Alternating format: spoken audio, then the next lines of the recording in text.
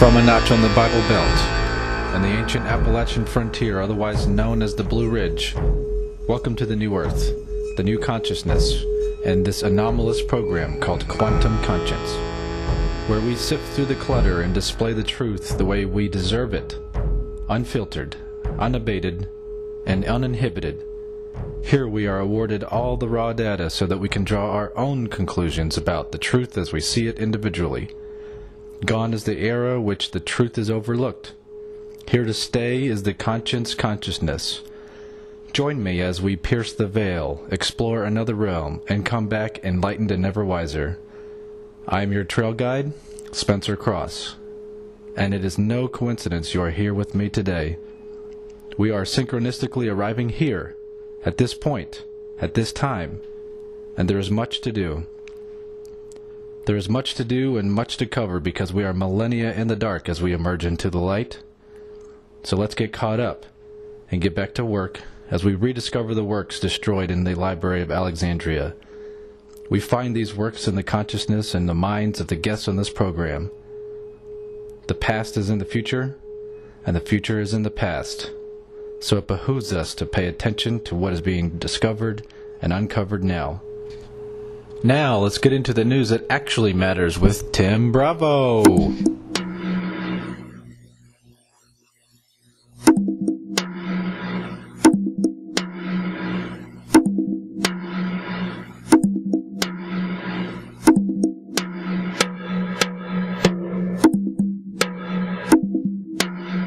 Greetings, sisters and brothers of planet Earth. I'm Tim Bravo, and this is news that actually matters. In the news this week, not one, not two, but three stories about the NSA. Some really good news on Liberty Front, and audit the Fed. It's not going away. So let's get started with our NSA stories. NSA story number one. It was revealed today that the New York Times sat on a story about NSA spying electronically on millions of Americans. Not a big surprise now that Edward Snowden has come out with that information. But what might be surprising to you is that this happened in the year 2004. That's right. A full 10 years ago, the New York Times knew about what the NSA was doing. They had the story, and they sat on it and continued to sit on it. And the only reason that it's out is because of Edward Snowden.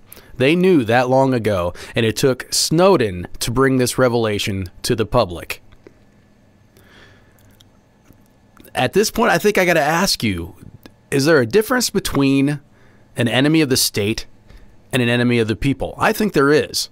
And I think you can guess which one is Edward Snowden and which one is the New York Times. NSA story number two. Came out this week that the NSA embedded surveillance tools in U.S.-built network routers, servers, and computers that were then exported to other countries. They would grab the shipment after it left the U.S. company's factory. They'd secretly grab the shipment and then put these surveillance tools in the technology and then allow that to go to the foreign purchaser, whatever the company or individual was across the sea that had bought this American technology, that had spent money on American technology, that had helped out the American economy by purchasing goods that we could then export. The NSA grabbed that, put their little whiz bangs in it, and sent it on. And now that's come out.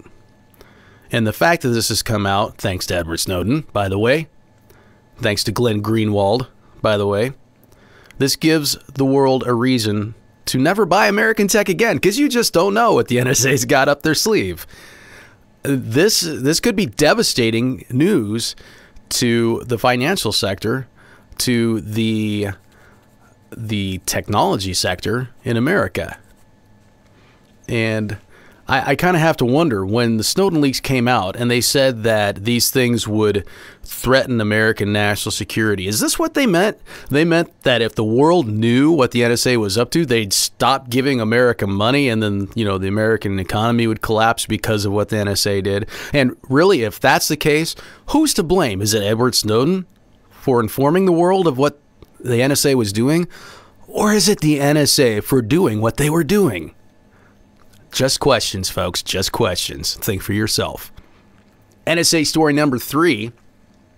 It has now come out that Australia, the country that's its own continent, asked the NSA for help in spying on its own citizens. That's right. There's no Western nation that's safe from the NSA. GCHQ in the UK, they had the NSA's help. And the NSA had their help. And now Australia. It's come out that they asked the NSA for help in spying on their own citizens. It might be 2014, but it's always 1984 up in this mother. Okay, so that's it for our NSA stories. Some not so great stuff there. They're revelations, but the truth is always better, even if it shows us an ugly side of humanity. The truth is always better. I mean, think about before. We didn't know about the NSA spying on us, but they were doing it. We didn't know that they were putting these things into these surveillance tools into technology made in America and sending it on so that they could spy on the whole planet, which is their goal. We didn't know that Australia was also spying on its own citizens with the help of the experts. And now we know. And the more you know, the more you can do about it. So let's talk about some good news, eh? Let's talk about cannabis. You guys down with that? I'm down with that. The liberty movement and the success of local elections in the United States of America that has brought legal use of recreational marijuana to the states of Colorado and Washington is having an effect on the black market. In fact, it might just be putting the cartels out of business. It is a fact that some Mexican growers are giving up because the money isn't there anymore. Instead, that money is going to the, entrepreneurs in these states, and the tax money is going to the states. And it's not going to drug lords and the black market and criminals. And I would argue that we can probably guess that if the amount of money going into that criminal activity is going down, we can also expect a reduction in drug business related violence, which is really the main problem with the drug war, is the violence. That's what hurts people. It's not marijuana. It's the business of trying to keep it illegal and keep it away from the feds, keep the police out of the picture, and thereby only sketchy people who are willing to pull a trigger are going to be doing that business. And they're going to pull a trigger, and people are going to get hurt. People are going to die. It doesn't have to be that way. And it's not that way in 2 out of the 50 United States. And because of that, the money going into the drug business is going down. It's having an effect, and it's a positive effect for everyone on planet Earth. Less violence is a good thing. More freedom is a great thing. And it's our future, if you want it. Related to the cannabis plant is actually, I believe hemp is a cannabis, a form of cannabis. A kissing cousin to weed is hemp. If you're listening to this podcast, I'm going to guess that you know all about hemp and how great it is and the many uses that it has and how it could be used to make this world a better place. Not that I condone burning anything for fuel, but it could be used for that. Aside from fuel, it can be used as food, an incredibly healthy food, incredibly guilt-free source of protein for the vegetarians and vegans out there. Building materials, it makes a concrete stronger than concrete, called hempcrete. You can grow more hemp faster on an acre of land than you ever could trees. So you don't need to cut down the trees. You can go ahead and let them be carbon sinks. And then hemp is its own carbon sink that is renewable at a much faster rate. And you can get a whole lot more fiber and wood, more or less, out of an acre faster than trees. So anyway, hemp is great.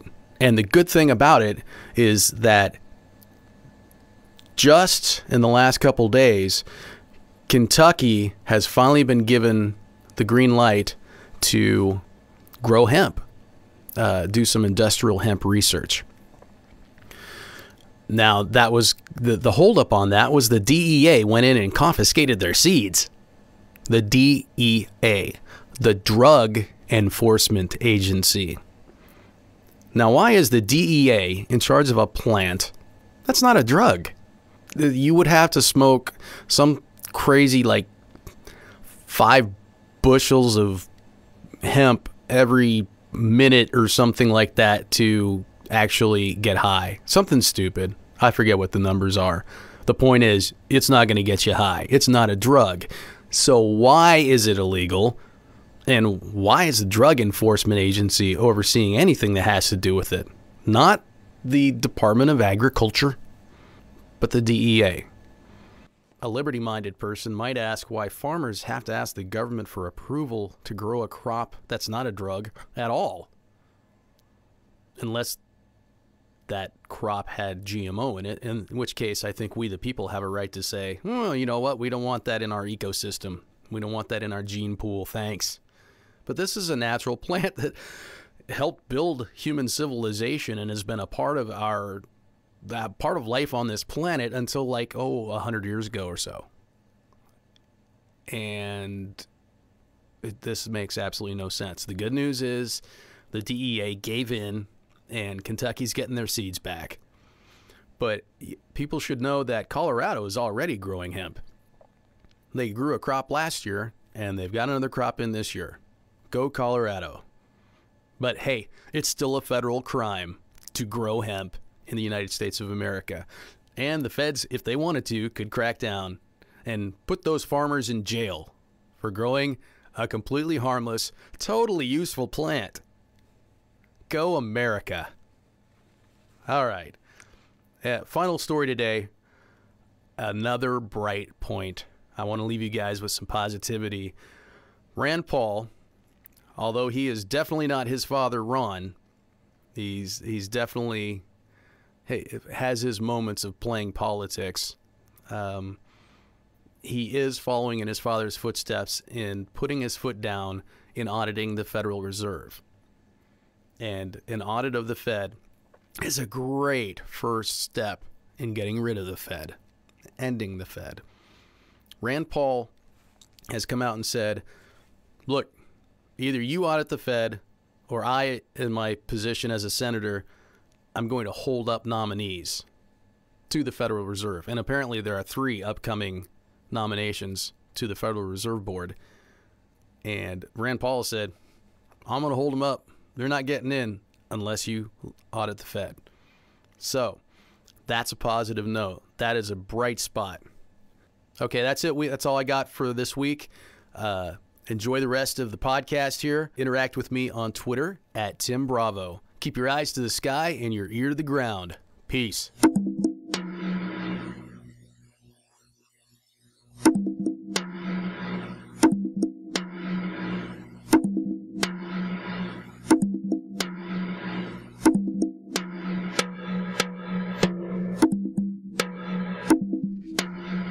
Thank you, Tim, for giving us the news that actually matters. Now let's move right into our next guest. Educated as a graphic designer, Catherine Poole, C.H., Abingdon, Virginia, taught color theory and graphic design for more than 15 years, including 9 years at the University of Notre Dame. Psychic her whole life, Catherine sees auras and has devoted this lifetime to understanding color and the human response. She has presented throughout the U.S. and Europe on the uses and effects of color, as well as other metaphysical topics. She is co-author of Everyday Lessons, Understanding the Events, Interactions, and Attitudes that Make Up Your Life, which was written with her brother, James H. Shrinker, a family practice physician practicing in Bristol, Tennessee. Katherine is a certified hypnotherapist as well as a psychic, medical intuitive, and past life regressionist. She is a member of the National Guild of Hypnotists, NGH, and the International Association of Counselors and Therapists, IACT. I think I've heard her call it IACT. Katherine has a lucrative practice in Abingdon, Virginia, Abingdon Hypnosis Center, with an international client base. Katherine welcomes clients for traditional hypnosis, past life regression work, psychic and medical intuition readings. You can contact Katherine at cpoole@katherinepoole.com and visit her website at www.katherinepoole.com or abingdonhypnosis.com. Wow, Katherine, I have been trying to get you on this show ever since I even thought about it. You're probably one of the first people I thought of when I kind of gave birth to this, even in my mind. So I'm really glad that you were able to make the trip down and come see me. You're actually in the studio with me, so this is really exciting. That is right, in the studio. And ironically, I think the first time I met you, I thought you should be doing radio shows. Oh, I didn't know that. That's funny. So that's it. So this is wonderful.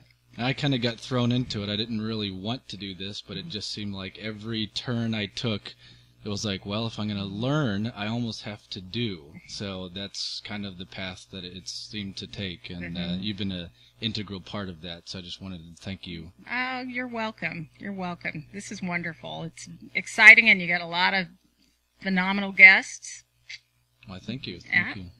So one thing that you are shown to discuss is interpreting color. So maybe before we even talk about energy, which is definitely something that we're going to be talking today about, is energy. Oh, wonderful. Subtle energy, or even not so subtle energy.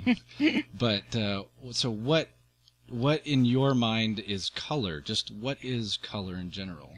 Well, color is energy.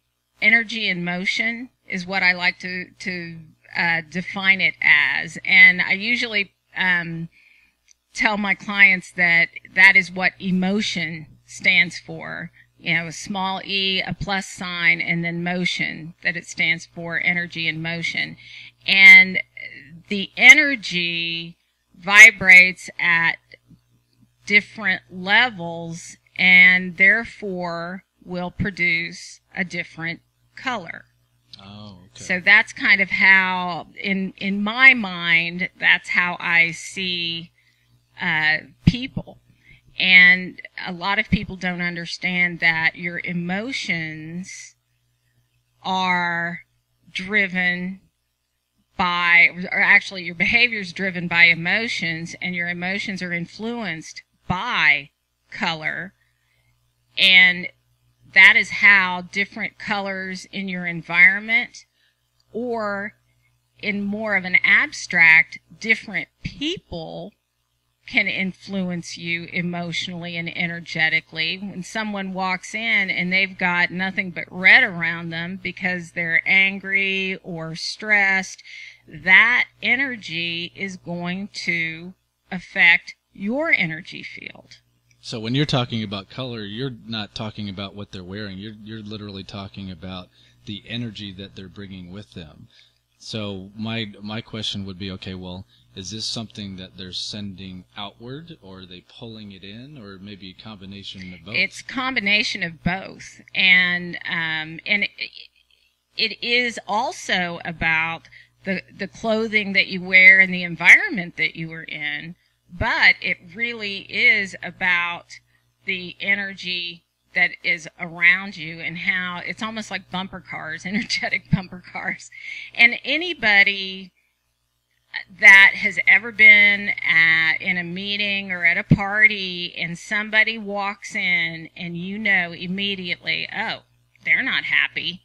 You know that just by looking at them. They haven't said anything, but you are sensing their energy field, their color, and and it comes in. And individuals that are very dynamic have a larger energy field. It's people that tend to enter a room before they even get there.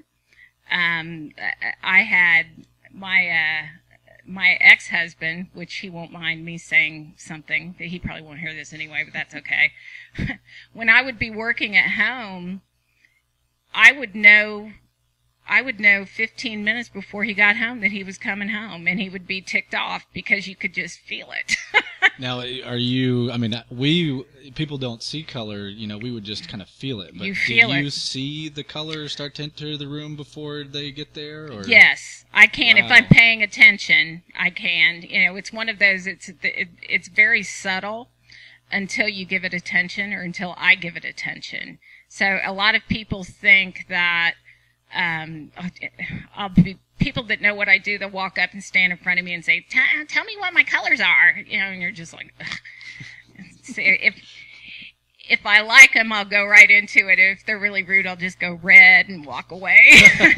But, I see everyone in clouds of color, but it takes tuning in and concentration to interpret what that energy is evoking, if that makes sense. Okay. So it's almost like you can walk down the street and not pay attention to anything, or you can walk down the street and start focusing on, the birds, the flowers, all of that, which takes a little bit of time. So all of those, if you're paying attention, they all have color? Yes. Most animals, their energy field is usually green, because green is a color of unconditional love. Oh, wow. So a lot of little animals, like dogs and cats and stuff, have like little green poofs above them. And cats usually have yellow, because that's ego, but Really? We'll say that for cat lovers out there. They have green and the yellows that are involved, especially if they have an attitude. Wow.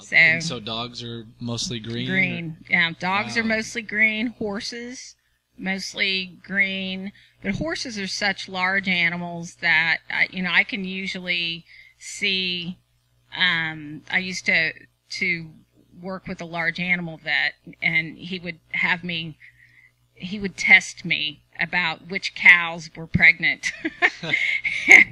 And then he wanted to go further, is it going to be, a bull calf or a heifer? And, but you could just kind of pick up this by sense in terms of the energies around. And, it's seeing a woman that's pregnant, I'll know because she'll have a little green ball in her belly.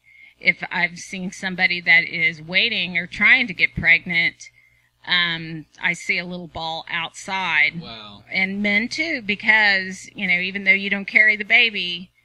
I like to think I'm part of that process. Yeah, you are part of that Okay, process. Right. And that little soul that's waiting to come in can float out there for years until you're ready to allow them in.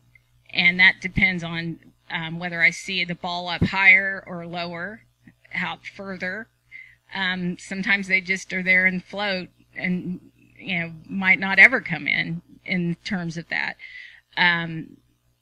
It can also be an adoption because that soul has already contracted to be your child. So whether it's natural birth or adoption.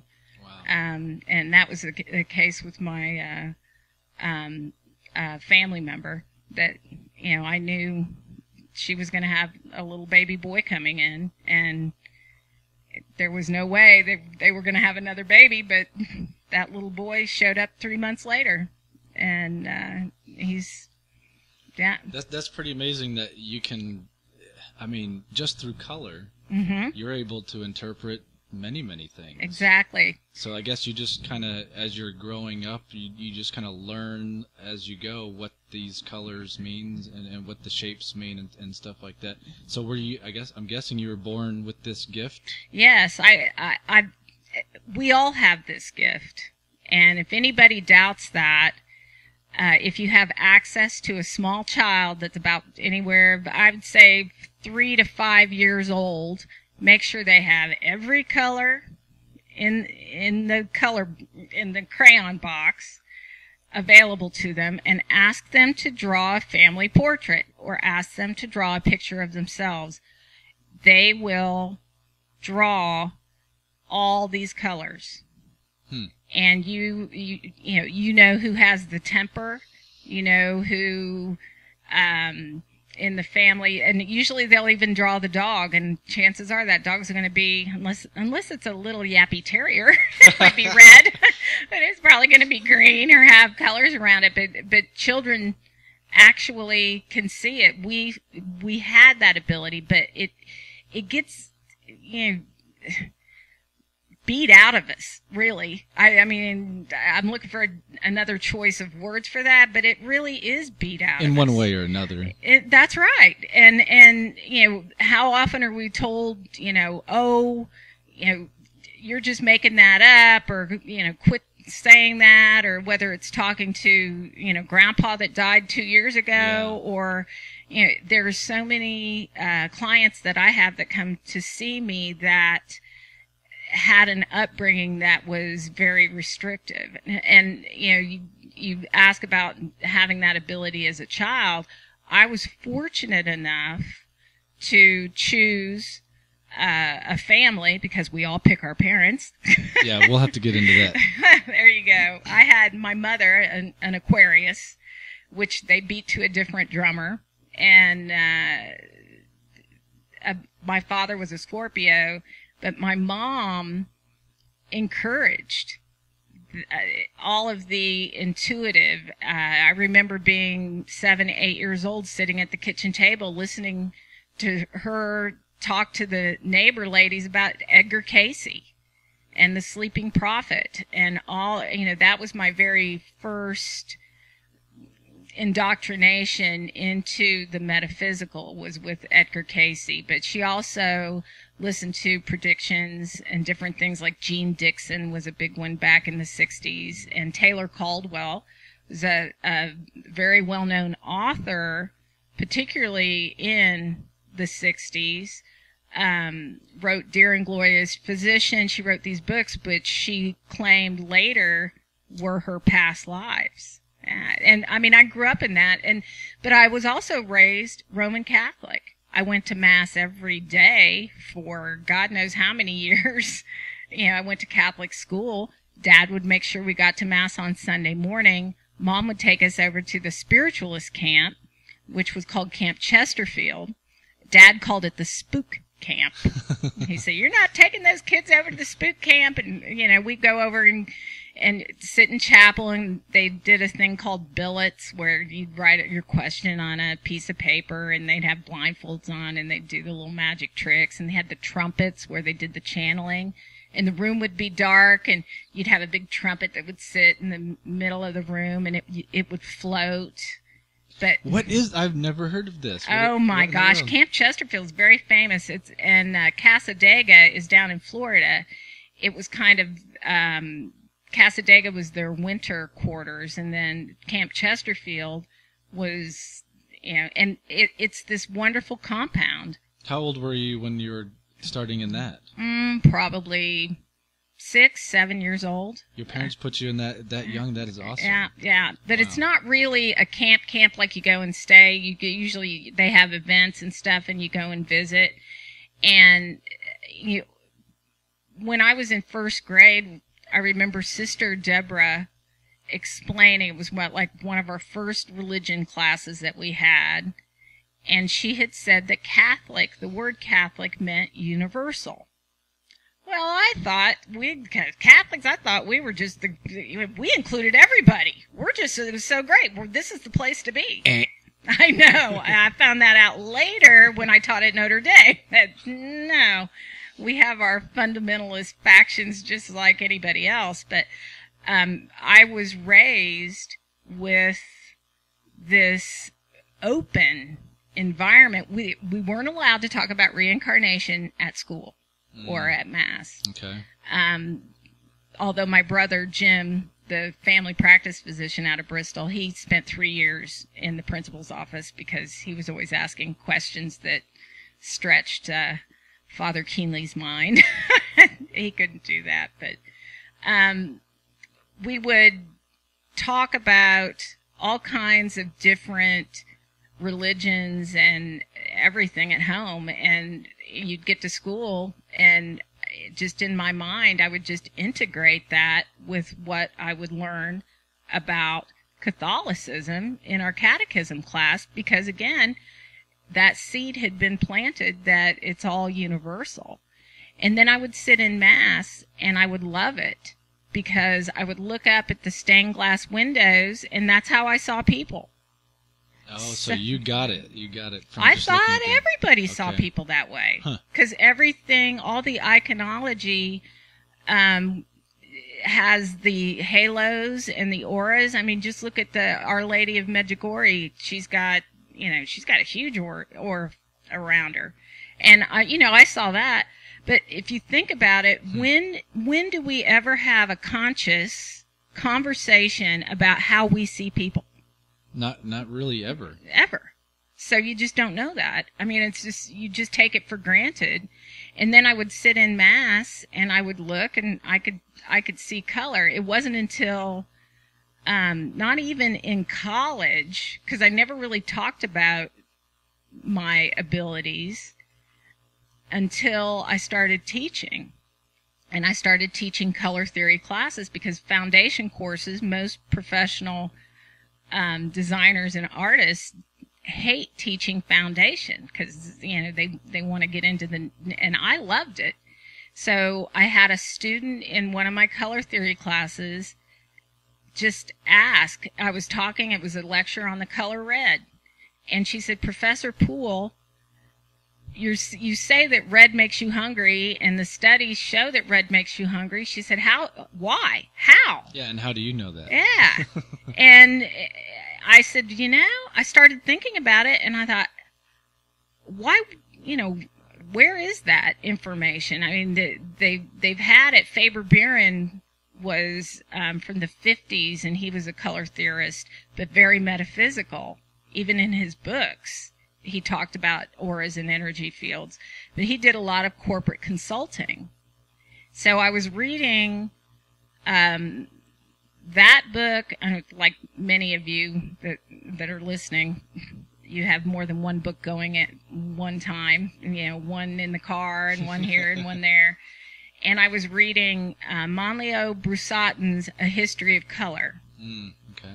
And at the same time, I was reading the Faber Buren book, and I thought, I'm going to look at aura photography, which is called Kirlian photography. Oh, yeah, I've heard of that. Yeah, and I was reading a book, Fisslinger wrote it. It was a German, I don't even know if he was a scientist, but he had talked about the first chakra, the first energy center, vibrated to the color red. Oh. And Manlio Brusatten's book, A History of Color, said that in Hebrew, the color red is interpreted as first, or Adam, A-D-A-M, No who was way. the first man. Yeah, and then that's when the light bulb went on. Okay. And I started researching the chakras and the auras, which I knew a lot about them anyway, just in terms, but I didn't really know much about what we call the energetic system, which is not a legitimate system in the body like your circulatory or, your digestive, but I believe it will be, because we can start to document that, and once we can document something, we can study it. And but looking at the relationship between color, culture, emotions, behavior, that's when I started pulling everything together, and that's where my color theory class took a huge turn, where it wasn't just about color mixing, it was about color as energy and the subliminal use of color in advertising and marketing, and why those colors can influence and direct our behavior subconsciously, because it is literally affecting our energetic system. Because what people don't realize is that color is reflective. You've got your additive theory of color, which is about light and what we see on monitors and stuff, and then you have your subtractive theory of color, which is what is reflected off a surface. So, for example, you're wearing a blue shirt. That shirt physically is every color but blue. Oh, I see what you mean. Blue's getting bounced. That energy is getting bounced, and where's it coming? It's going to hit me. So, Okay, yeah, okay. it's fascinating to to really start looking at history and to see what colors were prominent throughout history and the emotions that are driven with those colors. I did a year in Poland and taught at Warsaw University. I taught the philosophy of color, but I was researching Poland and the color red. Oh, okay. Throughout history, and how the color red played such an important part in pushing, in Poland being called basically God's playland. And when it got shoved in the 1930s, it got shoved in with the swastika and Hitler, and believe it or not, everybody talks about the Jewish population. Well, the first to be rounded up that had red triangles on them were the scholars, the academics, philosophers. Because that's what you do. You come in and you get rid of the intellect. The people who know. Yeah. Wow, that is amazing. I did not. Yeah, Hitler color coordinated the whole war. Everybody had different color triangles, and the Jewish population had 2 triangles, but everybody else had triangles.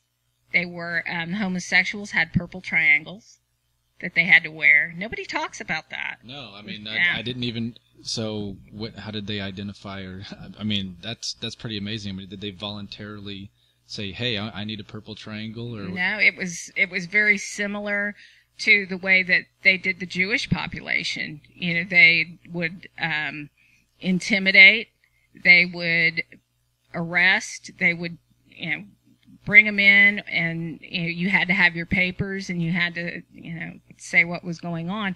But most of the red triangle, the political and the academics, which also included musicians, poets, any subversive way to manipulate the populace. And so artists were they got the artists like first. But it was that red that came in with that. And then when Solidarity hit in the early 90s with Les Valenka, I mispronounce that, Les Walenka, I guess, say the Americanized version of it, the color of solidarity was red. Because red represents change. But it's change, emotion, survival, but it's also fear. And so that brings us back around. One of the common questions I'm asked is, is black a negative? What's the worst that you can see around people? And the color that gets my attention is red. When I see red within an energy field, either on your body or coming in, it is change. It's change. It doesn't have to be a bad thing, because change is inevitable no matter what. But if I see within an energy field on your body, if I see red, I know that there is either an injury, a hurt, an infection, and if there isn't, then I have to look at the metaphysical aspect of that color red. So there's kind of like dual meanings. One's like on a physical level, like, okay, your elbow's hurt because it's red, or both your elbows are red but they're not hurt. Well, elbows represent work. The elbow grease. A lot of those, the sayings that we have are usually pretty accurate in terms of that body-mind connection. So if I see that, I'll say, oh, you've been doing a lot of work, maybe a little bit overwork. I see a lot of stuff going on, a lot of hammering, which, by the way, I do see red elbows with you. Oh, do you? So that's why I pulled that out as an example. That's from moving the mouse around too much. That's it, exactly. Or maybe lifting up kids. No. I remember those days. Yeah. Well, I mean, before, wow, that you spent a lot of time on color energy there. But before we move on, what, just so we can give the listeners an idea of what you see real time, like if you're looking at me, I know we've done a couple readings together, but you like to go back to the idea with me that you see start, stop, start, start, start, stop, and I'm not really sure what that means. Like, does that mean that you see? Well, let me just back up. Like, what do you see when you're looking at me? What do you see with me? Usually what I do with individuals is, particularly when I'm doing a reading, I always start at the feet. The feet are all about where you stand right now in the world. They tell me if there's trepidation in terms of moving forward or stepping back. So I start at the feet, and then I work my way up, and then I look and see what energy's coming in. So with your feet today, I see, there he is, he's picking his feet up. And I can do this by the phone. I don't have to physically see people. I just kind of put you on a grid. Okay, so then after this, you'll have to explain how that's possible too. And I don't know how. I don't know. That's a good one. But there's a lot of green underneath your feet. Usually when I can see under your feet, it means you're not very grounded. Uh-oh. So, but the fact that it's not red, if it was red and I saw under your feet, then, there's some issues going on there. But green is all about new beginnings and change, but not like red, where red is like drastic change. Green is more transitional change. It can also mean abundance and fertility, that kind of thing. So, but green under your feet and then blue on top of your feet. Whenever I see blue and green together, that usually has to do with business networking and all of that, versus when they're separate, because blue's the color of business and communication. So when I see that on your feet, I know that there is a new direction in terms of business, work, career, job opportunities. Whether it's both feet, so it's more of a searching than it is just kind of stuck or whatever. So that's kind of like venturing out and looking for different opportunities. That's almost like what the show's about. I mean, it's just basically looking for the truth constantly. And so it's interesting to me that, you're talking about chakras and color. When I was just going through it in my own mind, I was thinking, okay, well, maybe she's just seeing whether or not each chakra is going to be, ballooned or shrunk or, expansive or not. No. So you're telling me that you can, just on the feet even, you're seeing the different chakra type That's colors. it. And because it's all, and it's all energy, and that's how I tap in. Other people might tap in a different way or a different manner, but we don't realize how connected our body is with our thoughts. And, we've talked about that before, where there's this disconnect, but it's all integrated, which with each and every individual cell. Everything has that, even you get down to that mitochondria, that powerhouse within the cell. There's an intelligence there as well. So, we are walking universes. Right. Each one of us. And, and that's, I'll laugh and tell my children, you are the center of your universe. And you need to be the center of your universe. And when there is a disturbance in the force, then that's where I can focus in what color. Disease manifests when there is too much energy from one of your centers given to a situation or a person, and it can be in the past. Just because they're dead doesn't mean you're not going to send them energy. And depending on what that energy is wrapped around, say if it might be wrapped around financial and survival issues, childhood issues that, whether it's abuse or alcoholic parents or whatever, there's going to be a depletion in your base chakra, your red energy. So I'm either going to see a whole lot of red or none at all. And then when there's a depletion in that energy, then the corresponding organs that correspond with red can become disrupted and disturbed. And that's the birth of a disease. So what's associated with red? Anything solid. Red is about your foundation.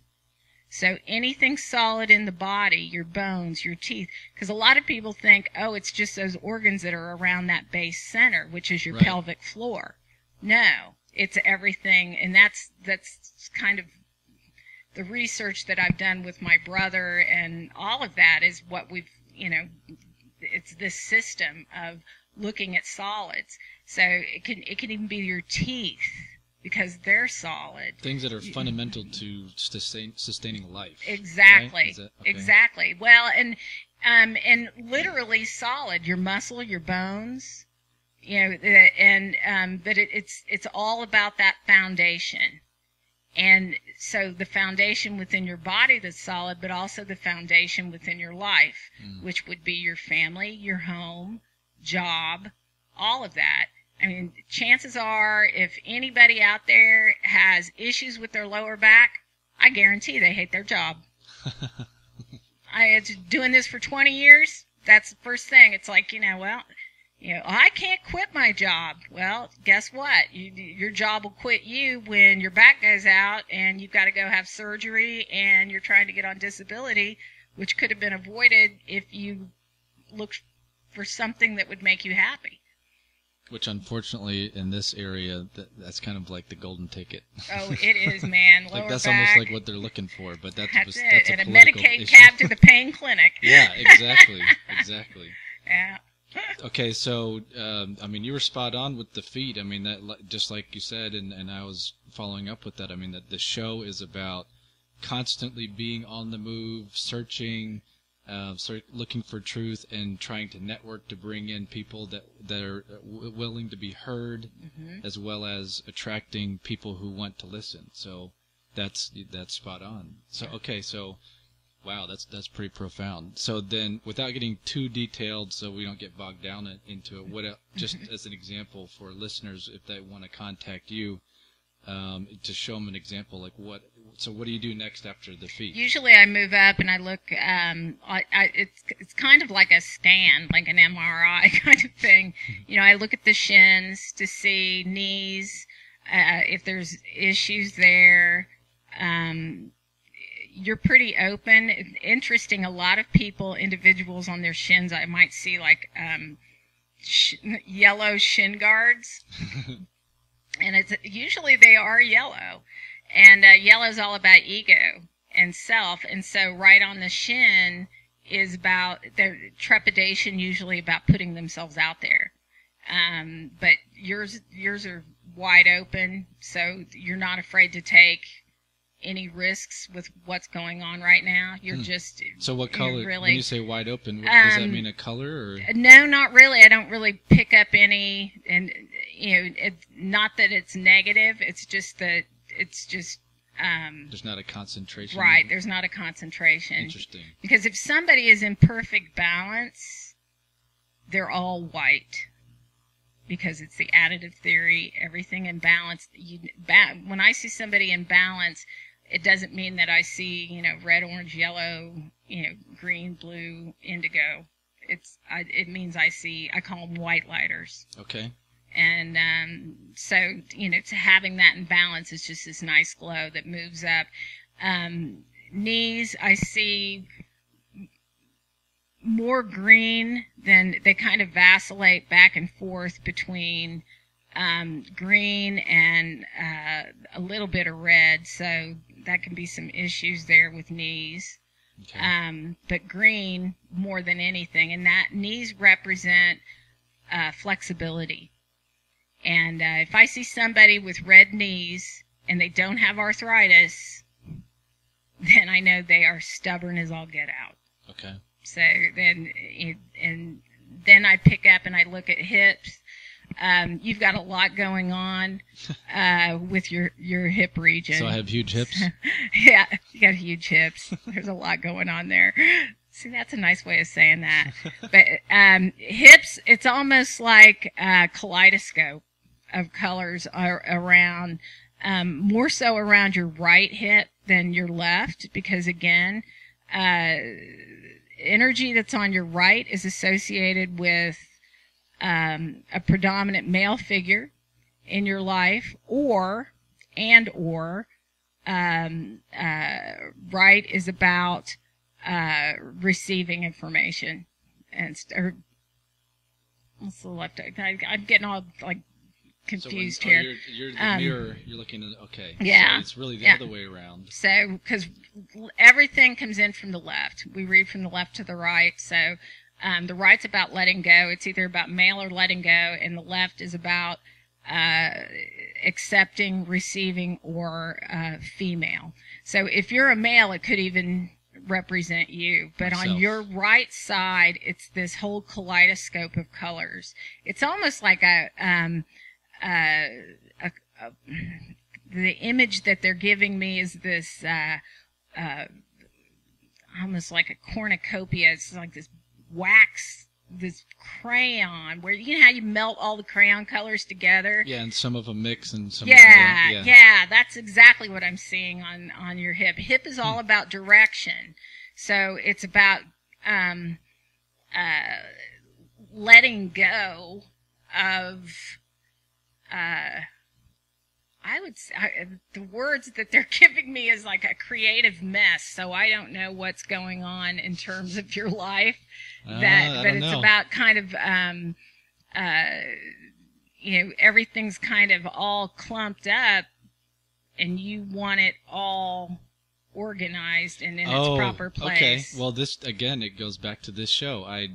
I spend hours and hours and hours working on the episode, and sometimes I'm working on a tiny little intro for music, and then I'm using poetry, or I'm having to do transitions, I'm having to do visual stuff, and it's all like I'm desperately trying to get help from somewhere to learn how to do this as quickly as I possibly can. Yeah. And it just seems like I can't learn it fast enough. Yeah, that's because I can't put it on paper, so to speak, because it's all, I have the idea of what I want it to look like, and the only thing holding me back is my ability to use the technology. Right. So that's almost exactly. Well, and that's interesting because why it's crayon, which is something more traditional in terms of that, but taking it, it's almost like your hand, you have to take all of this energy and you're like clumping it all together so you can like get it all done. But then on the left side, what you're bringing in is more of, it's interesting energy. I don't see it very often. It's like this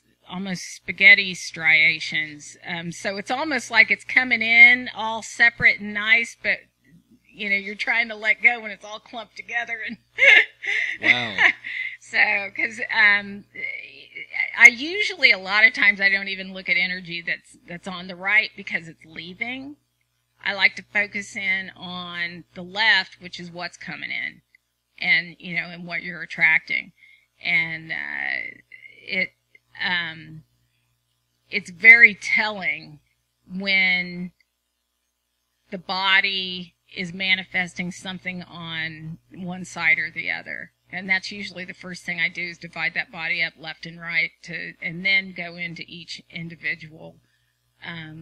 Because often you're not, if one elbow's red, the other one's not necessarily going to be red, because that's a message that's coming in from spirit. And then I look at your heart center and see if there's any issues there. If we've got clients will hear me say, no, you've got green there. That's where it's supposed to be. It's not, sucked dry and someplace else in the body. But, you've got a lot more balance than you've had in a long time in terms of the green. And it's a lot, you've found your joy. Okay. And it is, you wear it well. Well, thank you. So, although I can't see it in the mirror, but thanks anyway. Yeah, if you, the way that it works is, again, how important your thoughts are. And I do a workshop in North Carolina, and it's called Your Spiritual Way. And it's to help people get in tune with their own guides and their own intuition, so you don't have to rely on someone else.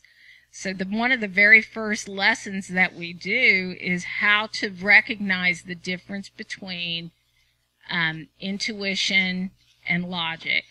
And that very first image or color that you think of, that you can imagine, and this is something for your listeners, because your imagination is your intuition. Okay. And a lot of people don't understand that, because we get taught as kids, quit making things up, or that's just your imagination. Well, just your imagination is your intuitive ability.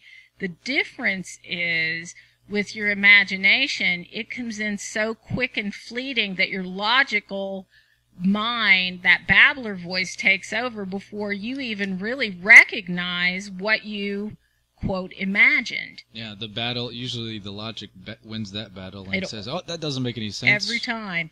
So it is about becoming confident of your ability to actually see color. And we only focus in the workshop on feet, the initial. And, it is, okay, you're going to look at that person walking across the street. What color do you think their feet are?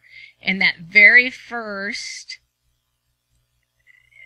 image that comes to mind is it. Okay, so it's not necessarily, for people like me, it's not necessarily that you're seeing the color. It can be a symbol that tells you what color it should be. Exactly. Or you are imagining that color around that person. Gotcha. And when you get it validated, when somebody says, well, that's amazing because this, and this, it builds that intuitive muscle, because it builds your confidence. What kind of reward? Do you get like goosebumps or something as your reward? You can. Guide bumps, God bumps, goosebumps. Yeah. A lot of times when especially when there's a message from the other side for someone, from a loved one or a relative, but also when you are spot on, just spot on, that whole energy shifts, and you just get, we sat here today a couple times talking about certain things and just get the goosebumps. Right. Yeah. And that's energy. That is, I like to call it guide bumps. It's like a hug from the other side. It almost seems like, well, in our experience, it's like we both get it at the same time. And it's like everybody's just getting confirmation. Okay, finally, you heard what I was trying to say. Everybody gets a little piece of candy. That's it. And that's what's great, because that's when two souls are connected. And because what people don't realize is fear and doubt, financial issues, poverty, consciousness, all of that is such a low energy that when we are in such despair, we feel like we're alone, and, we're sad, and we're like, oh, where is, I call it a Lieutenant Dan moment. Anybody that's seen Forrest Gump? Well, that energy is so low and muddy that our spirit guides can't connect with us. Because they have to kind of lower their energy to get with us, and we need to raise ours to mesh with them. And so when we have that connection, we get our goosebumps and our guide bumps. Wow. I'm getting goosebumps now. There you go. Well, we're only answering the first question I had on the list so far, and we'll have to get to question number 2. We'll take a quick 5-minute break, and we'll get back to a subject of that has to do with the difference between being a medium and a psychic. We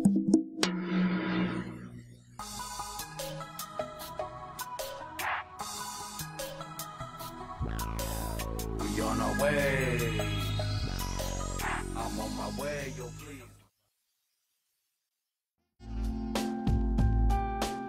Want everybody to take a time out and just toast to the soul. You know what I mean? 'Cause that's the reason why we here. To mature, to evolve our souls. So, cheers. Ain't shit changed though.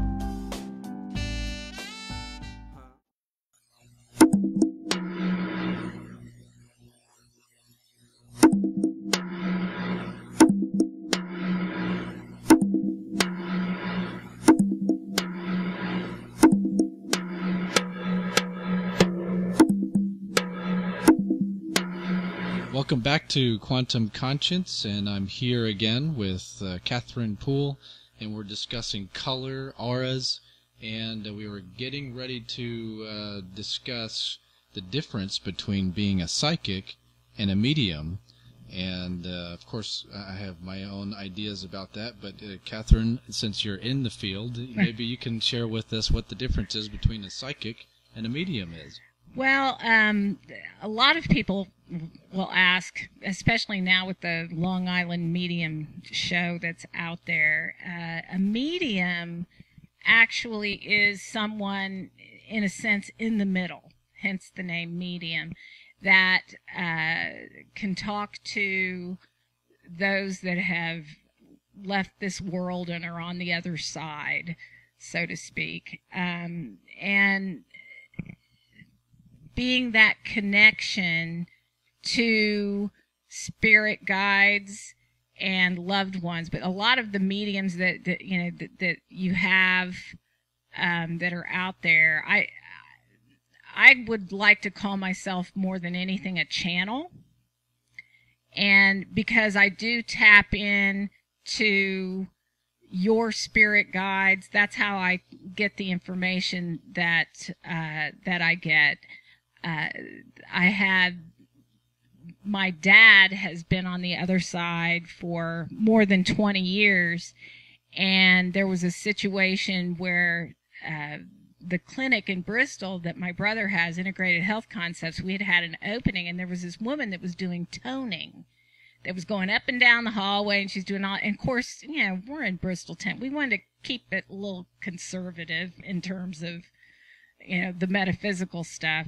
But she had cornered my brother, and she started talking and saying, oh, your cousin Philip is here, which, and she had name, and she had just a lot of specifics. And of course, then my self-doubt comes in. I was like, I don't get any of that kind of stuff. Where is she getting that? It's like when Sylvia Brown would get a license plate number or something. I was like, I don't get anything like that. Well, I remember leaving the open house, and I was sitting in my car, and I was just like almost in tears because I was like, what am I doing? I'm not, I guess I'm not that good, and I have no business doing this. And my dad, who had been dead for a while, pops up, and he just kind of like sitting there in the seat next to me, and he said, Catherine, you're only as smart as the spook you're talking to. Ah, good point, good point. So that's one of the things a channel can tap into, more of that wisdom, spirit guidance, and work that way. The medium is going to interpret messages from loved ones and what have you. Psychics, which we all are psychic in a sense, psychics can tap into energy, whether it's through psychometry. They can receive symbols and messages and interpret things along those lines. Sometimes they can see events, even I would like to say before they happen, but as we were discussing earlier today, you can't predict the future. No one can predict the future. We all have free will. So the only way I can at least get you prepared for something that's happening, which in a sense is your future, except for the fact that you have free will and you can choose to shift it at any minute. But again, not understanding how powerful our thoughts are, we create our experiences and we attract experiences and people to us. I see those through color and waves of color on your left side, what's approaching. And I'll know if I see little green balls, I know that has to do with relationships and people, or like we were saying before, babies. If I see a wall of red, I know there's going to be a big change coming in, a tidal wave, which is usually a job change or divorce or, something that's going to change your direction completely. So, that's only as far as predicting the future that we can go. We can always give you the possibilities. So, a medium talks to dead people. A channel can tap into the wisdom of guides. Some people talk about angels, but, also, dead people, for lack of a better term, loved ones that have transitioned to the other side of the veil. There you go. So you have a tendency to be more talented in recognizing color and aura. So, this is something that we were talking about before we got started on the show, but what is your interpretation of the aura? What is the aura? The aura is I would say a reflection of our thoughts and our emotions. Okay. And it's our essence, our energy. It's who we are, in the non-physical way. Okay. Yeah. Okay. Now, this is a subject that is kind of becoming more and more popular now because people are learning about Gnosticism and the Dead Sea Scrolls, and a popular term recently has been something called an archon, and archons have been described as parasites, like energetic parasites and stuff like that. Have you seen any evidence, like when you're looking at anyone's aura, of some type of parasite? Like I would imagine that let's say if it is a parasitic individual that's really attached to a narcissistic person or a psychopath, I mean, they're probably not going to come see you anyway because That's they right. think everything's perfect already. Well, and I'm not going to seek them out either. So. But a lot of times before it gets that bad, maybe there is evidence of something going on that maybe you are able to see that maybe you just don't bring up to the person, or what Right. how do you handle that? Yeah, because there are what I would call voids or black holes within their energy field that you can't really see anything. Psychopaths, there's nothing there. I mean, there's no, and anyone that's ever, been in the presence, there is no emotion there. So, think about that, if color is energy in motion, and that's what we see, then if there isn't any emotion there, there's not going to be any energy. And, you kind of get, with your description, is, you think of these little parasite, things clean, like a piranha fest or something along those lines. But when there are entities or attachments, I've heard so many different terms. I've heard people talking about soul retrievals and all of this kind of thing, which kind of goes within the same genre of the archons. But within the energy field, there's the best way to describe it is a disturbance in the force that you can see. It's just that, different ripples. I've had people ask about black. Do you ever see black within, an energy field? And, yes, there is, and that's usually where those voids are. Most of the time, those individuals aren't necessarily attracted to me because I don't put any energy into that negativity. That's one of the reasons why I don't do police work, because I don't want to reside within that energy. Whether it's an abduction or, I will know if I hear on the news, that, such and such has been, is missing. I'll know if that child is alive or dead. Really? Yeah. And all I can say, it's like a sonar ping. And if I get a ping and it keeps going, like ping, ping, ping, I know they're still alive. If I get a thud, you know that they're no longer with us on this side. Wow. Yeah. And again, that's just, we talk about the cosmic grid and putting people on the grid. That's kind of the I don't even quite know where I go when I reach up to, and I'm a visual learner. So everything for me is, it's more of, I have to, symbolize it in some way. But, the archons and those individuals are often confused in thought.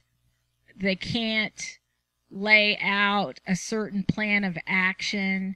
I look at health issues and different things where there might be those particular attachments. Some things can be brought from a previous lifetime that we haven't learned to release yet, or they can be passed from one individual to another. And we were talking about curses and different things like that. It all falls within the same realm of thoughts. And the other thing I wanted to say in terms of these attachments and I guess, for lack of a better term, I'll say negative energy and different things that can be transferred, electronic equipment. And this is where I get really nervous with our youth of today. Okay. And I've got 3 kids. Of course, they're older now, but my youngest is 16. and between the computer, between now smartphones and all of that, that is energy, and that is energy that comes through, and there is a difference, and no one can convince me otherwise at this point in time. There is a difference between the information and this energy, visual energy and otherwise, being transmitted via computer or smartphone versus any book you're going to pick up and read. Okay. Elaborate on that. That's interesting. Well, and this is my theory. So, but early on there was always that argument, well, so what? It's a violent movie, or the song and the lyric, different things. Didn't you ever read, To Kill a Mockingbird, or they'd start bringing up, or Truman Capote's Right. In True Blood, and that kind of thing, or In Cold Blood. So the difference is when words are being reflected off a page, they go into your thought process, and that whole process of reading. And again, we talk about that additive theory of color or energy versus the subtractive. So, you've got reflective that's coming off the page, but you're also going through a certain process in terms of your mind and your imagination. When you are looking at something on a computer screen or through a smartphone, there's no filter. Right. You're just being fed. You are just being fed. I mean, It's like a Clockwork Orange. Pry open the eyelids and then, just bing, bing, bing. But not only are you being fed, there is usually stuff going on in the background. I mean, just like a pharmaceutical commercial, if you've seen that. And, the worst one out there right now, and, I used to teach a course about subliminal advertising and the use of color. I mean, the Shingles pharmaceutical commercial is like absolutely just the most fascinating example of how that energy can be transmitted and you don't even know it. You lay half asleep on a couch and that commercial comes in and, embeds with, this negativity. And the next thing you know, you're coming up with shingles, because everybody has a shingle. You already have it in you. You just need to allow it to come out. Yeah. And so, we talk about these archons and these attachments. It's not just coming in contact with people per se. It's also, embedded within, within the media. I mean, they just had this huge sexting arrest. All these teenagers, over 200 teenagers in Virginia, just a few weeks ago. And that discussion came up with my 16-year-old son, who was mad because I'd taken his smartphone and turned everything off 2 weeks prior. Wow. Knowing something was up. Not quite knowing what, not really wanting to know what, but when I found out, I was really glad I did. But they're all desensitized. And I think in part, although I've never been, I never gave it much thought or much energy because I don't want to, but you have to be aware in order to, avoid. But I think some of that desensitization that's happening with our youth today has to do with the archon and the attachments and the different types of energy that are out there that just kind of create this vacuum within our energetic system. And when you have that vacuum, even good things can't. It takes a lot of good stuff to get moving again. Yeah, the theory is that they don't really experience emotion the same way we do. Mm-hmm. So if you're saying that they're showing up as a lack of color, it almost by default must be these archons, because they're trying to feed off of what they don't have, which is our emotion. Mm-hmm. And if they need, if they're looking to understand what sex is, then they're going to attach to the second chakra, which is what is that? Orange. Orange. Yeah. Yeah. So I mean, they're going to be, you're going to see some. Well, and it would also be interesting to see and observe, if something to that effect, sometimes, and this is the mystery of it, if they are lacking orange energy, they can either be over or under sexed. In terms of that, it's just just exactly but it's, and I'm thinking in terms of the archons, and I'm kind of thinking out loud here too. So, but is it the archons that are driving that in terms of that sexual activity and right. rapes, all of things like that, or the opposite, that there's abuse and withdrawal and different actions that could take place with that. And also looking at corresponding organs in terms of that. We talked about the base red energy having to do with foundation and solids within the body. Orange is all about fluid and flow. And which is emotions. I mean, that is the emotion center, is your second chakra, because orange is the color of emotion. So, do they avoid the color orange? How prominent is orange in their environment, or even in our environment? And to stay balanced, do you slap on an orange shirt, or things like that? Because you can tell a lot about a person and their personality by one, by their favorite color, but even more so by their least favorite color. What color are you avoiding? Because that is corresponding lessons in your life that you are avoiding. Wow. Yeah. I mean, that would hit home. I mean, there's a few things that, I mean, why would I not like pink? Yeah. But, that's nurturing. But yet it's all around me. Yeah, it is all around you. And a house filled with women. And but a lot of men dislike the color yellow. Oh, I love yellow. Yeah. But to me, yellow kind of represents your ability to just do what you want. Yep.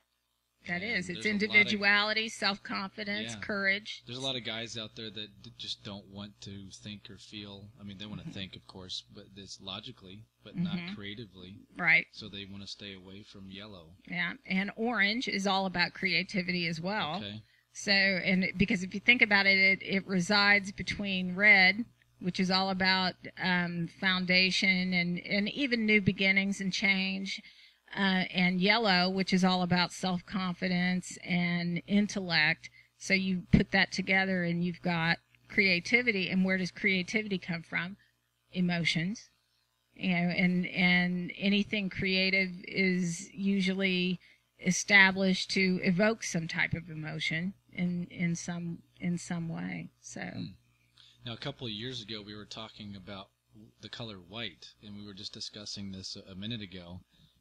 When you see the color white, you're saying that it's the presence of all the colors, obviously, just like we would see that in science. Have you run into any individuals that, like, they just were all white light, or? I have. There's been 8.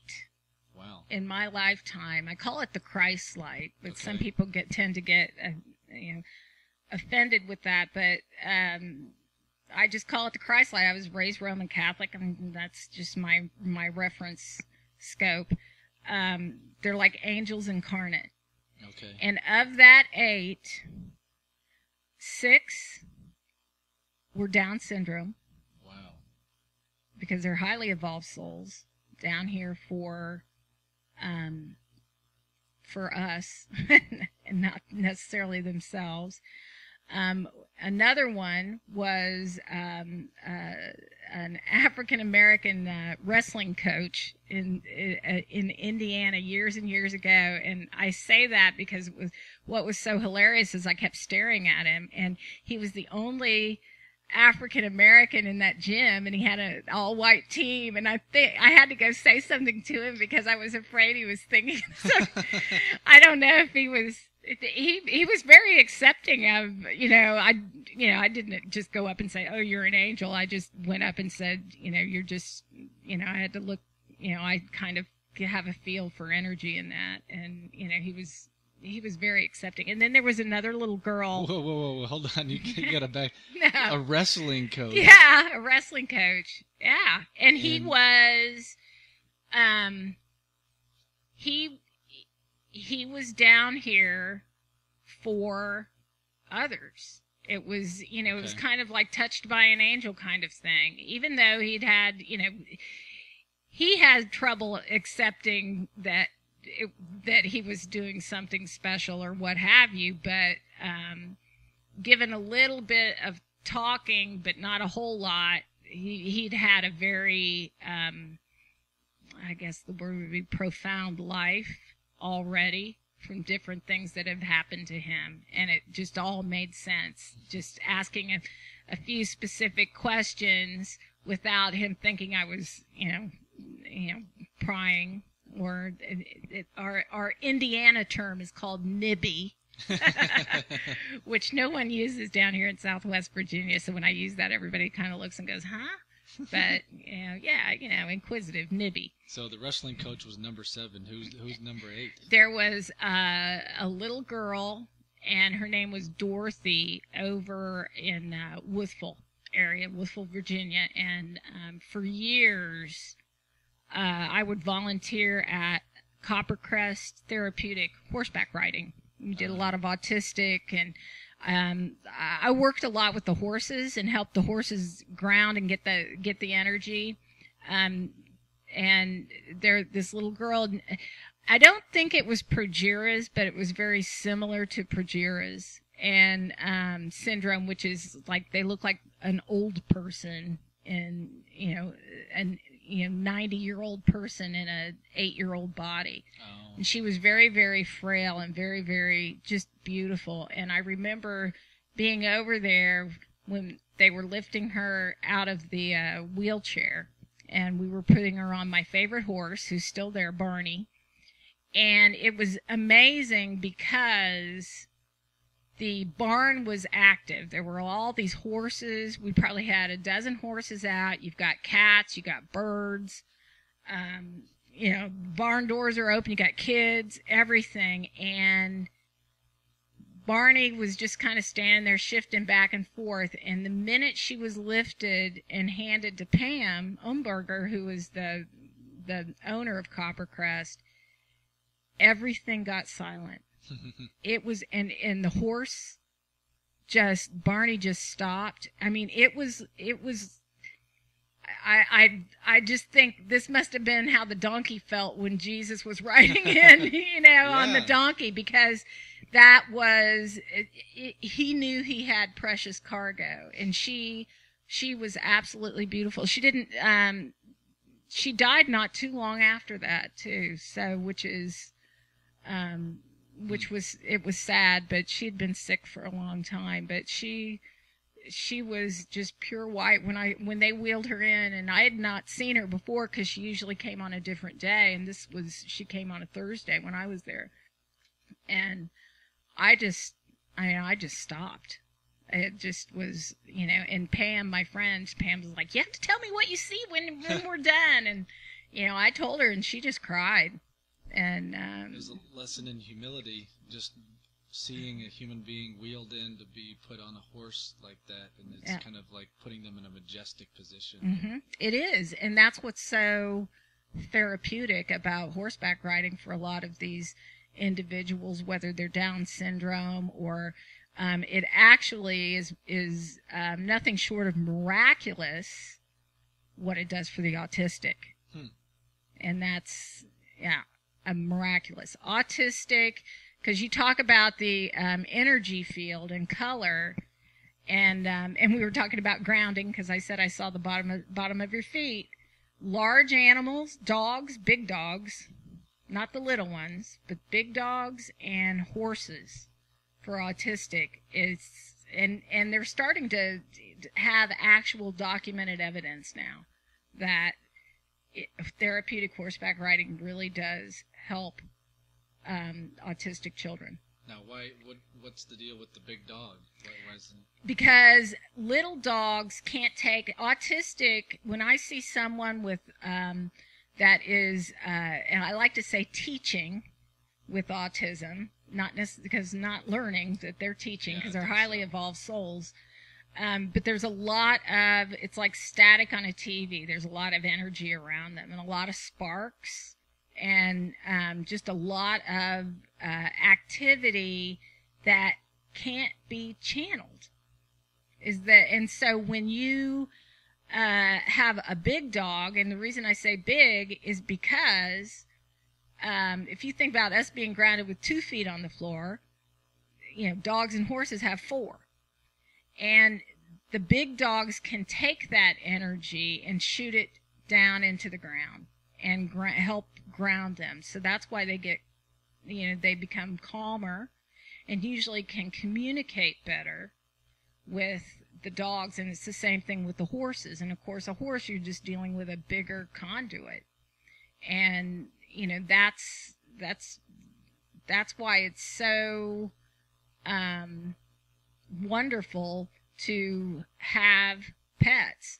And the small dogs can, they can help, but it's not as profound of a shift, because they have trouble getting rid of that energy, which is why they use, like your dogs you were talking next door, They do it vocally. They do it vocally. They do that, but animals provide a lot of that, and cats too. Chances are, if anybody, if you have a cat, and if you're laying on the couch or sitting on the chair, and if you have an ache or a pain somewhere, chances are that cat's going to lay where you need it, whether it's on your chest or on your hip or on your shoulders or at your head, at your feet.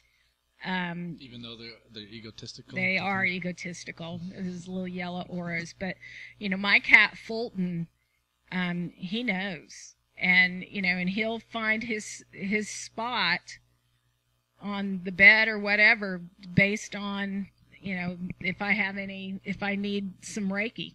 I just, that's what they do.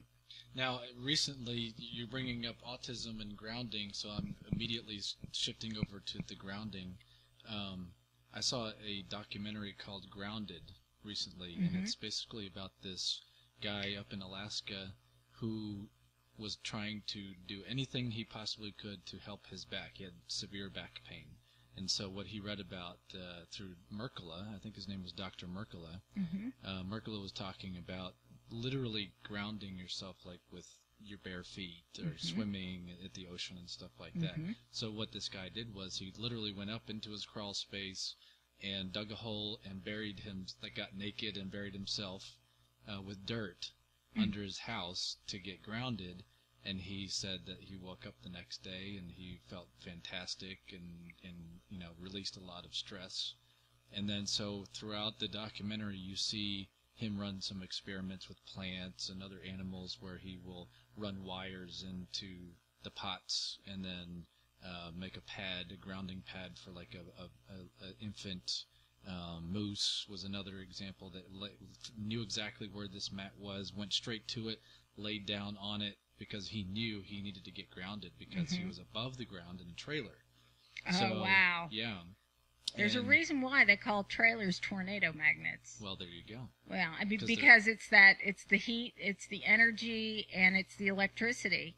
Is it ungrounded? And stuff. So, yeah, it is ungrounded. Yeah, it could be. Yeah, yeah.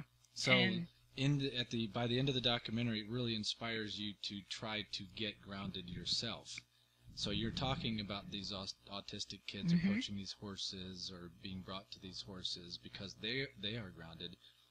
I just wonder what would happen to them and us if we were able to just take our shoes off and walk around, find some moist dirt, go swimming, and what does that do to help us? It's amazing, and I'll tell clients that some of the best grounding tools that they have are literally just to go and lay in the grass. Just, you can throw a blanket down if you don't want to get chiggers or something, but, I have to put that disclaimer in so nobody calls. So I got chiggers because I laid on the ground. You might have to describe what a chigger is. It's like little flea bites. They're nasty. They only get around where your elastic is, and so, yeah. All right. Look it up. Google it. I'm itchy now. I know. But, and I often, even when I'm in a session with a client, I have a session with my shoes off. Cold water. Washing your hands in cold water is another, cleansing, grounding technique to use. What we don't realize is we are walking magnets. And that seat of our soul is right behind, in between our second and third chakra, your belly button, but back over towards the spine is your body. That's the center of your being. And that is that magnetic core that gets us back home after we transition. And, I remember having it was one of our top sale workshops, the whole discussion was about walking magnets, and that you don't need the magnets around your ankles or, to sleep on, because we are. But it is about staying grounded and how to keep the energy flow going. And the way that the energy moves, we receive energy from the left, is where our opportunities and our events and everything comes in. You bring it in with your left hand and extend it out and hold it palm up, and you take a deep belly breath, which activates that core, that magnet, if you will.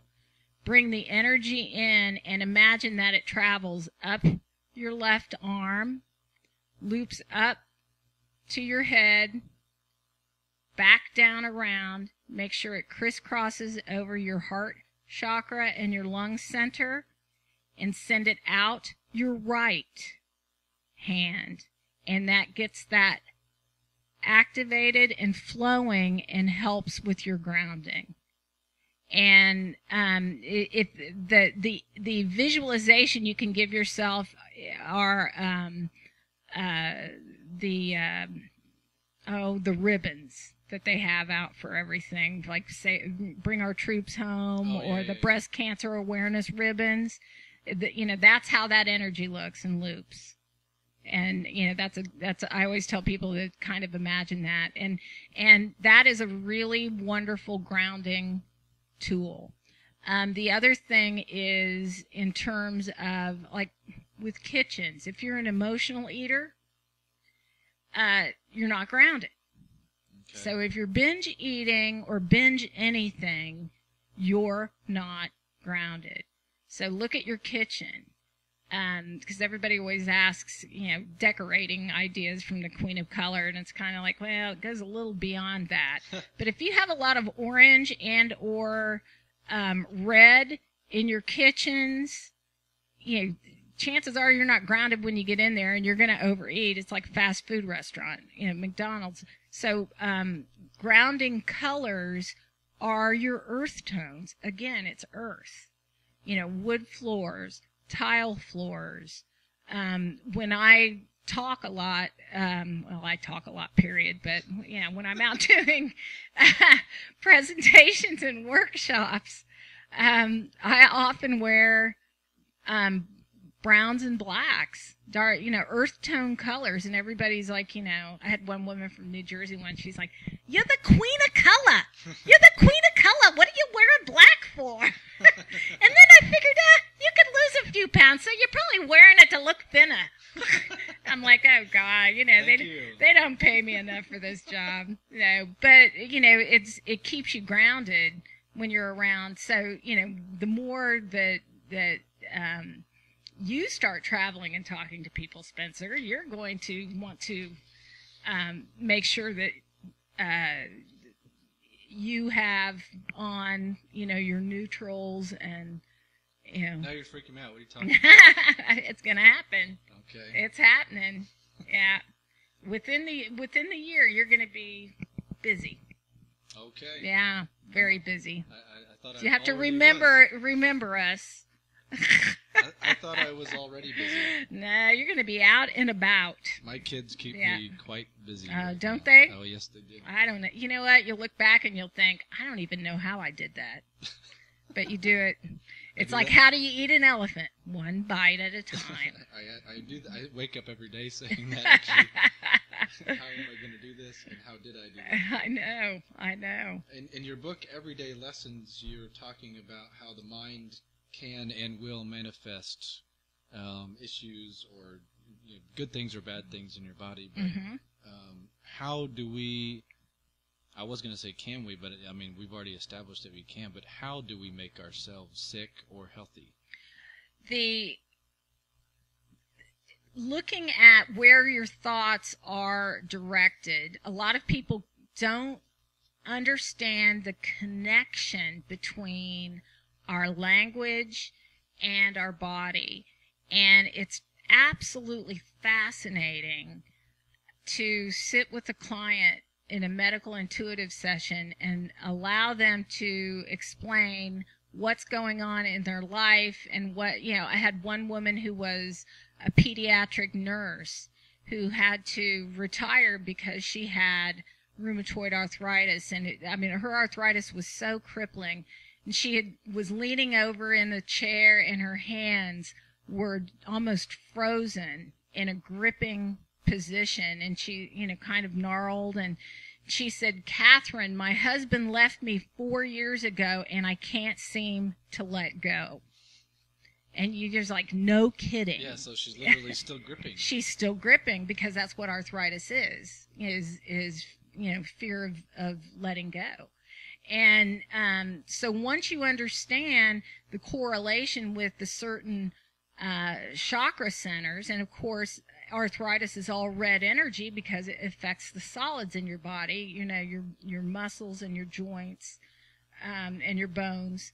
And also, when you're dealing with arthritis, if you look at, medical pictures within joints, they're like little spurs, which are very similar to, I equate it to the thorny crown that they put on Christ, because there's usually this level of martyrdom that comes with that. Now, and don't tell me just because I'm calling you a martyr because you got arthritis. Every case is different, but it's listening to that language and making that connection, because it works both ways.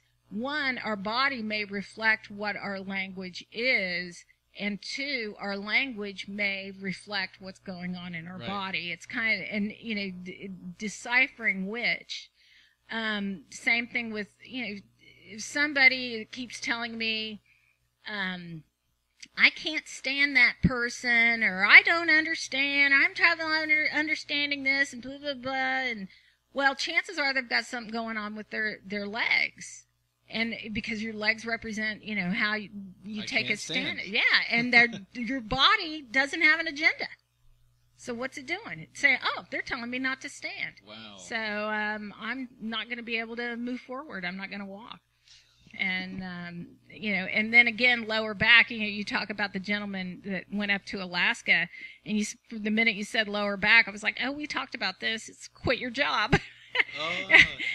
So, did he leave his job to go up and bury himself in the ground to get grounded? That would be interesting, because, it's when we don't listen to the subtleties of a body, and then it gets, my nephew had this term with my brother they would wrestle, and John would want to quit, and the nephew, Joe, would always say, no, let's do a little more. Well, my brother would wrestle a little more. It'd get rougher and rougher, and he'd say, Uncle John's getting hurtier and hurtier.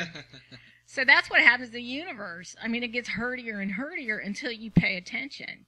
So it's not so much looking at the tissue issue as it stands when, you're here in the office with me. I want to know when symptoms first started manifesting. It might have been 10 years ago, and something might have started with an ingrown toenail.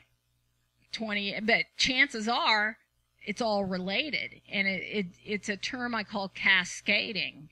It's when we don't listen to the feather that you get the elephant dropped on your head. And until finally you get that change you were asking for 20 years ago, but you never took the opportunity. And, because you're afraid of change or what have you, well, the universe is going to figure out a way to get you where you need to be, because we all came down here with a contract. We all came down with directions. We came down with objectives of what we need to learn this time around on this earth. So you can't make a mistake. And your body is here to help us get from point A to point B and, hopefully enjoy the journey. And it can help us course correct. When we get off course, there's certain things that can manifest that might put us in a different place there where we didn't have before. Yeah, you just mentioned, and hopefully enjoy our journey and be happy, so that, I'm guessing if you're going against the grain of your contract, then you're going to start feeling some of these symptoms. If you're going with your contract, then things are going to be flowing pretty easily, or exactly. Yeah, things flow. If things fall into place fairly easy, then you are following your contract and you're on the right. And when you start butting heads and things just don't work out, consider it guidance. You didn't get that job that you really thought you were going to get. Well, that's because there's something better that's waiting. But if you really push and push and push and go against that flow of energy, then what happens? Usually something happens to, and that a lot of times that's what accidents are. I get a lot of questions about injuries and accidents, and that is a serious course correction. The most often I'll ask audiences what they believe is the most serious message from the universe in terms of an injury or a sickness. The most common is a heart attack, is what they'll say, but it isn't. It's a broken bone. Oh. Because that's your very foundation. And everybody, well, it was an accident. Well, yes, it was an accident, but there had to be weakness in that particular area energetically that was already in place for that to happen. Well, a lot of times we'll have just intuition that guides us in certain directions. Like it'll tell us if we're driving, take a right here. You don't know why you're going right, or you decide that you want to go a different way to work than you normally have gone just because you want the different scenery. And we're listening to that, and so we don't even know what we are avoiding. But if we stop listening to that, then we're not hearing our guidance. And so then, yes, we could end up in an accident. Yes, it was an accident, but you got in that accident because you weren't listening to your intuition or your guidance along the way. So you were kind of guided into the foundation, the bone breaking, like you're talking about. That's it. And, and a lot of times I pay very, very, very, very, very, very close attention to near misses. Okay. Like the other day, if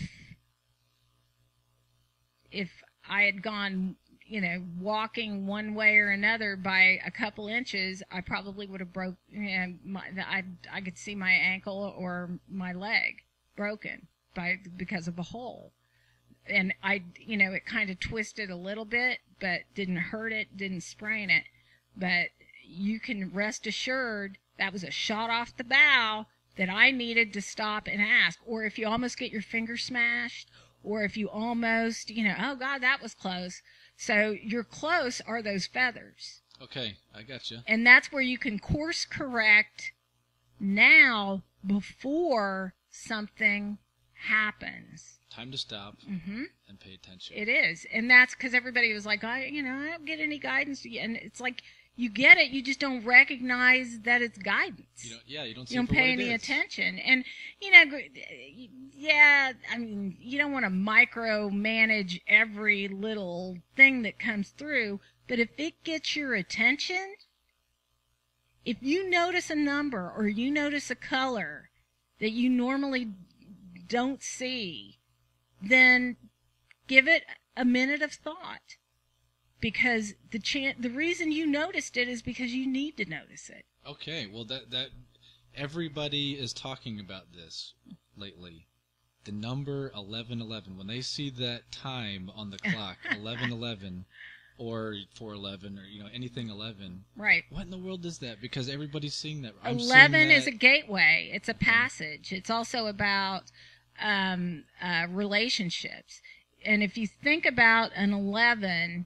It's guidance. It's like a lightning rod, but numbers are symbols. And, that's a whole nother show, just numbers and symbols. Okay, note to self. Yeah, note to self. That's a whole thing, because I love numbers. Numbers are the basis of our lives, because even our names in numerology are reduced to numbers.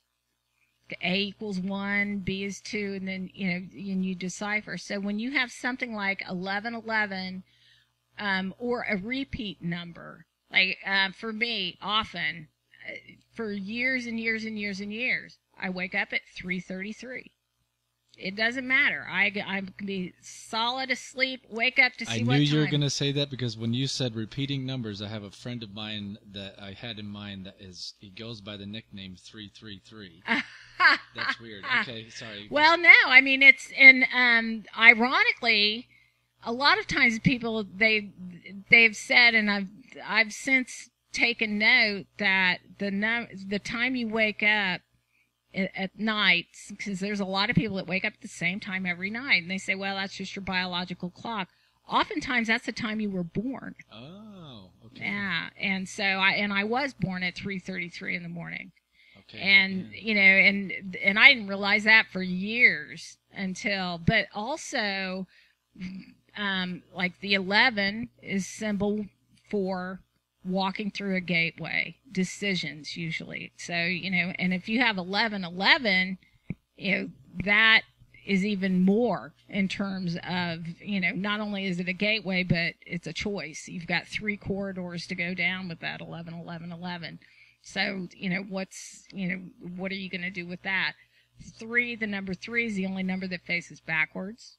So, that it's symbolic of, looking at your past. When the 3 pops up, is there something you need to let go of that you keep dwelling on and move on? Because you can change your past just by changing the way you think about it. That's true. Yeah. You can't literally time travel, but what you can do is change your perception. Yeah. And that's probably more than anything, that's what I do in my practice, is give people the opportunity to see things differently, and to see that rather than being a victim, this is an opportunity. This is guidance, and and that's what numbers give us, are just that moment of guidance. And then if you have repeat numbers, like we were talking with the 1111 or the 333, that energy pings. So if it's repeated, if you go through the day and you keep seeing, the number 3 all day, or everything you pick up is 69 cents. It's it is something that you need to look at in terms of getting your attention. So don't just look at it as a mere coincidence. You really need to delve into it. And right. That's the universe, maybe even yourself, telling you that you need to pay attention. Exactly. Well, I mean, there's a couple of topics here that I know that you're very well versed in that I would like to get into.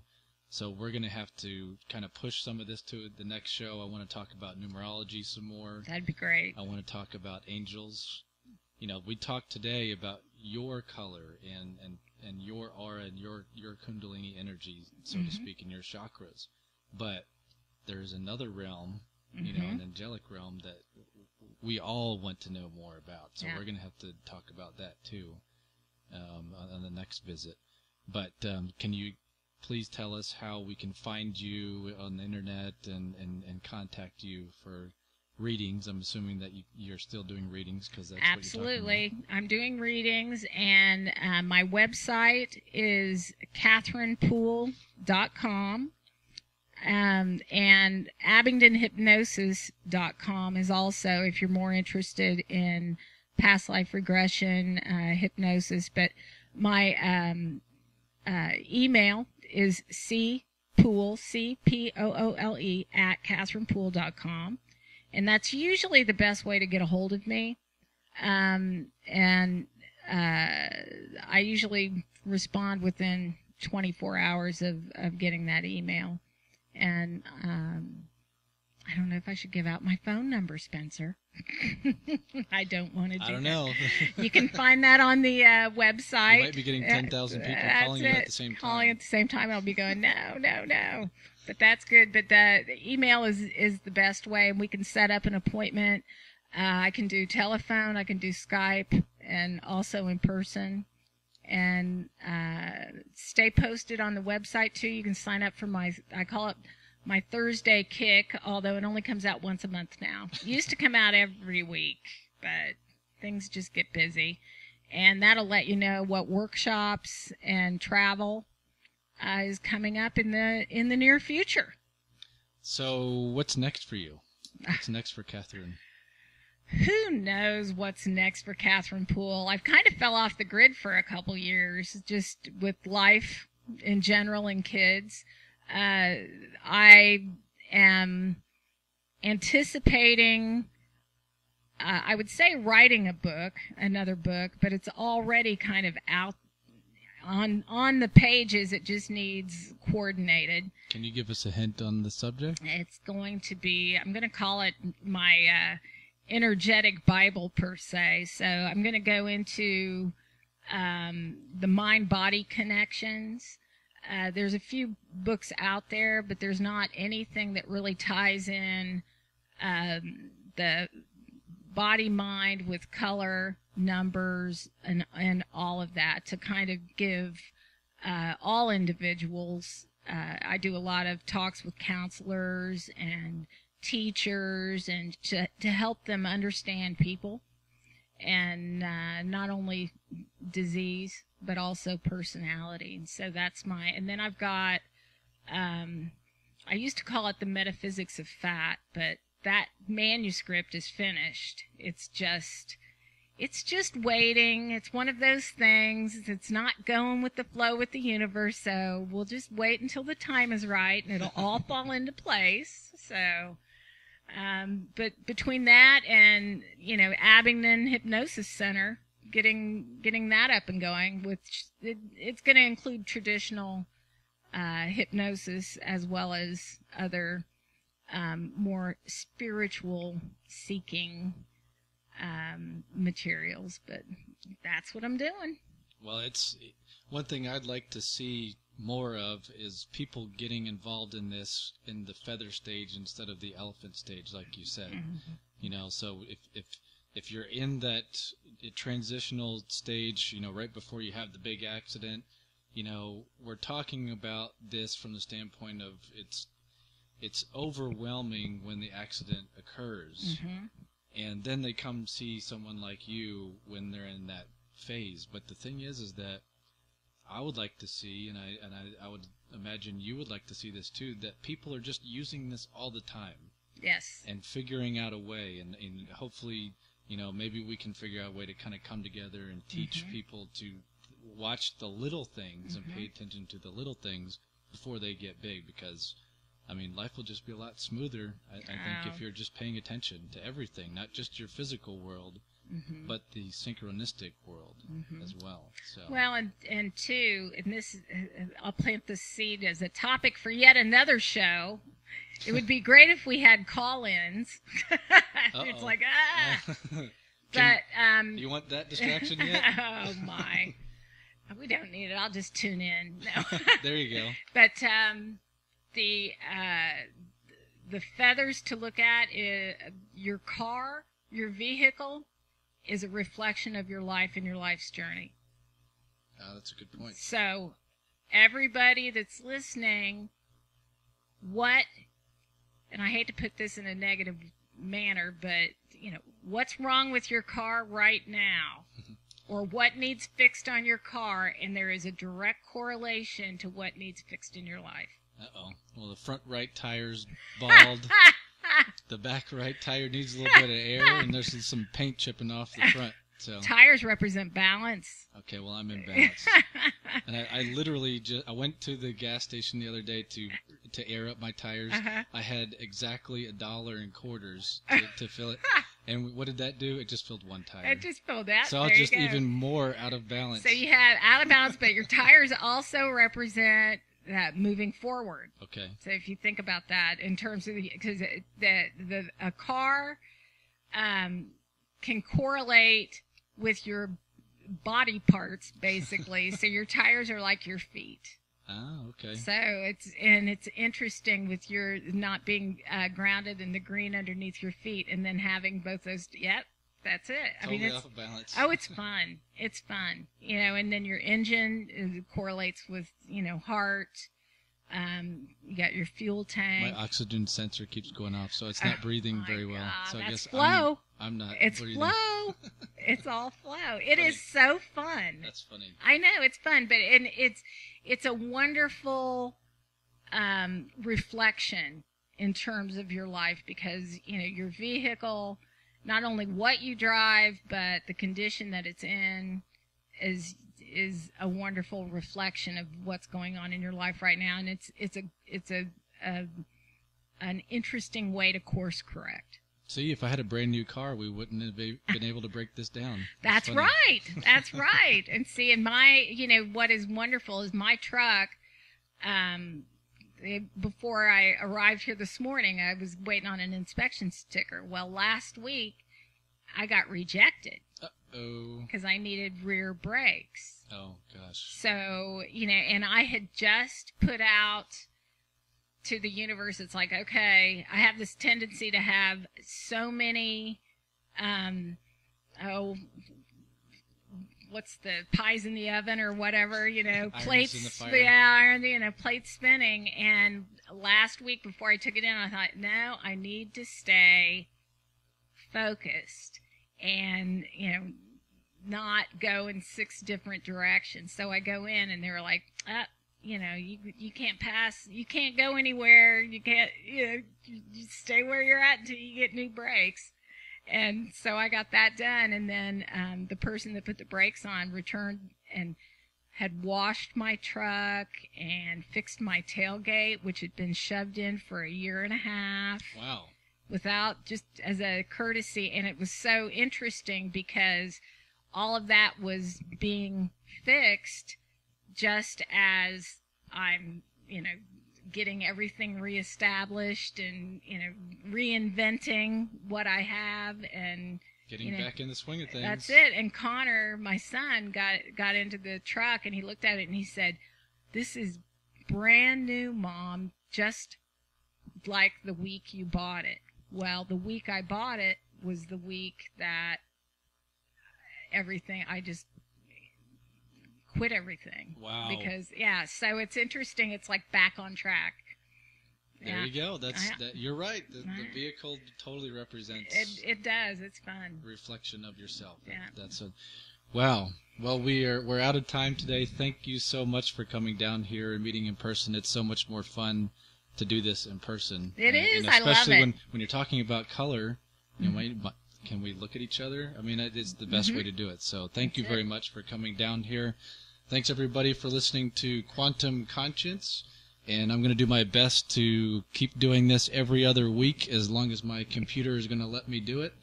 But meet us back here at the YouTube channel called Quantum Conscience. And thank you very much, Tim, for delivering the news. You are doing such a fantastic job and waking everybody up. All right, see you next Thursday.